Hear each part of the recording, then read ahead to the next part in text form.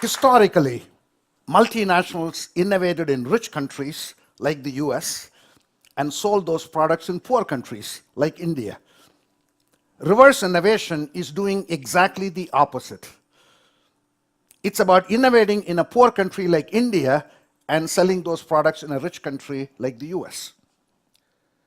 This may appear completely counterintuitive because if you think about it, it's perfectly logical to see why a poor man would want a rich man's product. Rich man is driving a car, poor man wants a car. Rich man has a cell phone, poor man wants a cell phone. But it is not that logical to see why a rich man would want a poor man's product. That's the essence of reverse innovation.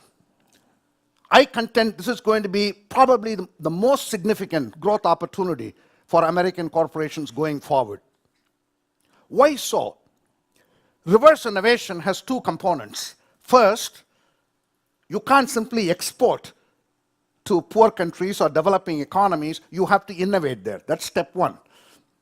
Step two is take those innovations and really bring them to rich countries. Why is this going to be a significant phenomenon? Let's look at some facts.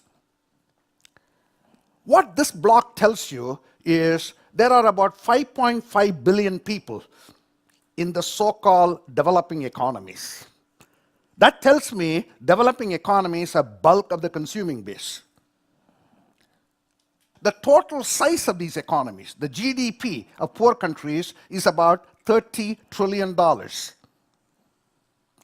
Even if you apply a modest growth rate of 5%, you do the math. 5% on 30 trillion is $1.5 trillion of incremental growth. That's $1,500 billion of incremental growth. Developing economies are huge.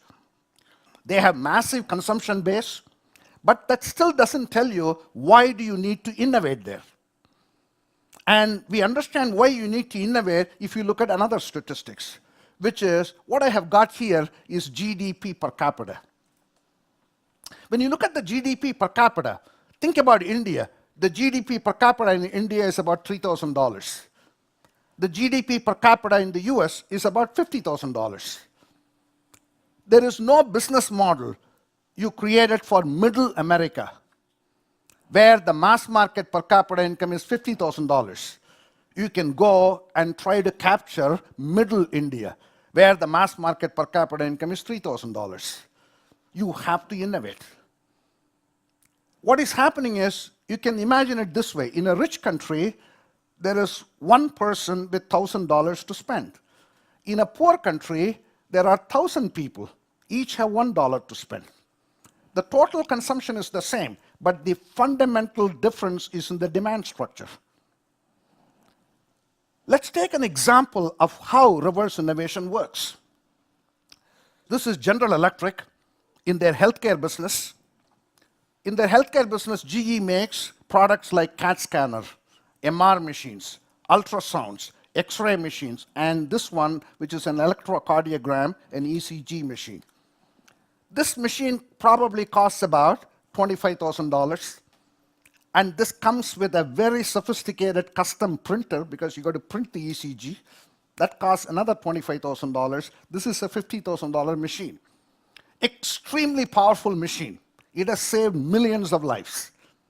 Now, GE used to sell this machine in India. Certainly, there is 10% of hospitals in India who could afford to buy this $50,000 equipment. But the question is, what about the remaining 90% of India? Remaining 90% of India is in rural India. They can't afford this $50,000 price tag. Not only that, in rural India, there are no hospitals. That means the patient cannot go to the hospital.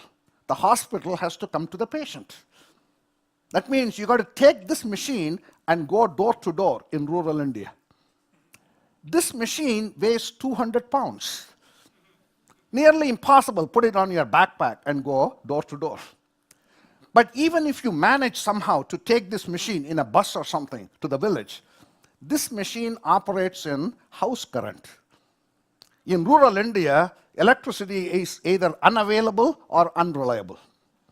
But even if you manage to find electricity, this machine is a very, very sophisticated machine, has to be operated by a very trained doctor. In fact, this machine comes with a 500-page user's manual. In rural India, there are no doctors. But my point is, still 90% of Indians also have heart attack. We need to somehow find a solution. A couple of years ago, GE innovated a $500 ECG machine, which is called Mac India.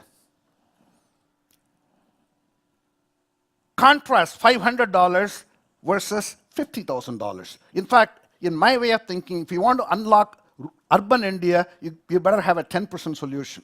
If you want to unlock rural India, you better have a 1% solution. That means if a product costs $100 in the US, it better cost $10 in urban India. It better cost $1 in rural India. Not only that, this Mac India, the $500 machine, is extremely portable. In fact, it weighs less than a can of Coca-Cola. So I can put it in my backpack and go door to door. Further, this machine operates on battery, which is extremely critical in rural India. And this machine is extremely easy to operate. Probably you can't quite see it. This machine only has 2 buttons. There is a green button, and then there is a red button. You press the green button, it works. If you press the red button, it stops. As long as you know how to read traffic signs, you should be able to operate this machine. My point is, this is creating a whole new exciting market in India. But the real bonus is this machine is now currently being sold in 150 countries, including transforming healthcare in the richest country in the world, the United States of America. Now, how is it creating growth in the US? Imagine there is an accident on a highway, and an ambulance is going there. You can't put the $50,000 machine inside that ambulance. But I can put a pocket size, an iPod size, $500 equipment into the ambulance. And also imagine a crowded place in a hospital. For instance, the operating room. It's got the patient, the surgeon, the nurses, equipment, etc. You can't wheel in a $50,000 equipment into the operating room. But I can bring this $500 ECG machine. Such examples are plenty. In fact, the previous speaker talked about how pathetic the healthcare system in the US is. Take, for instance, some of the revolutions that are taking place in India. There is a hospital in India called Arvind Eye Care, which does cataract surgery for $30, what probably costs $3,000 and upwards in the US. There is another hospital called NH Hospital, which is doing open heart surgery, open heart surgery for $2,000, what might cost well over $100,000 in the US. Now, this cost difference cannot be explained simply by labor cost differences between the two countries. This is about breakthrough innovation. In fact, even at such ridiculously low price points, the quality in these hospitals is world class. Because poor don't want low-cost products, they want value. NH Hospital, for instance, one of the ways you measure quality in a heart bypass surgery is mortality rate 30 days after surgery.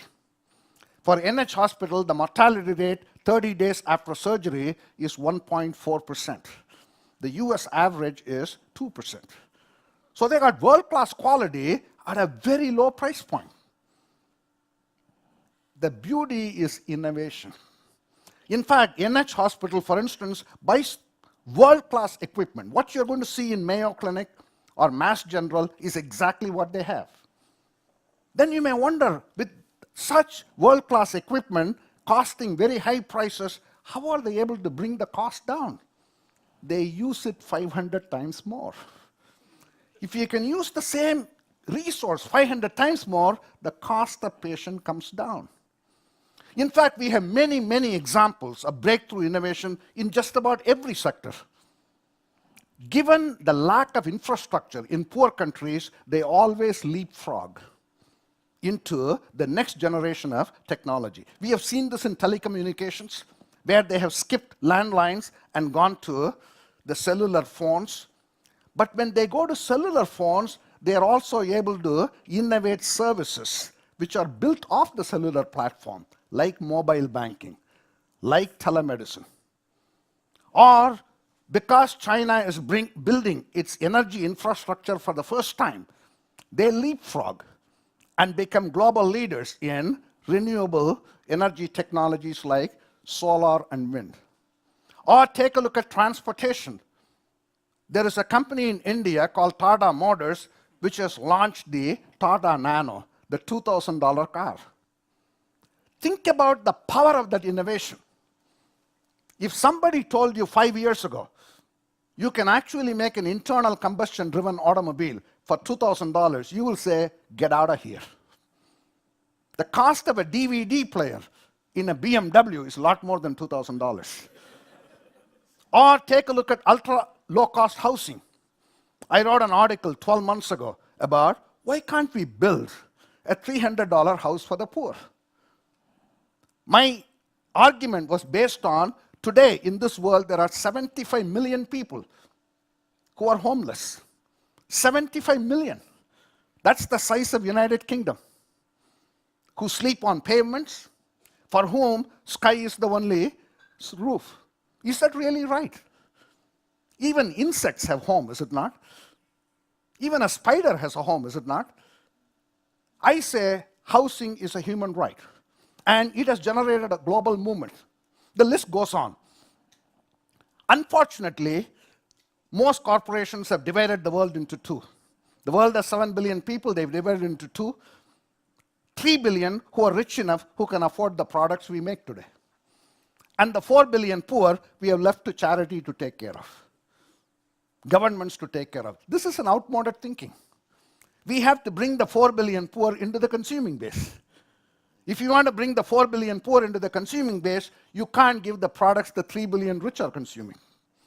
You have to fundamentally innovate. And my point is, the innovations for the poor will come to transform the lives of the people in the rich countries.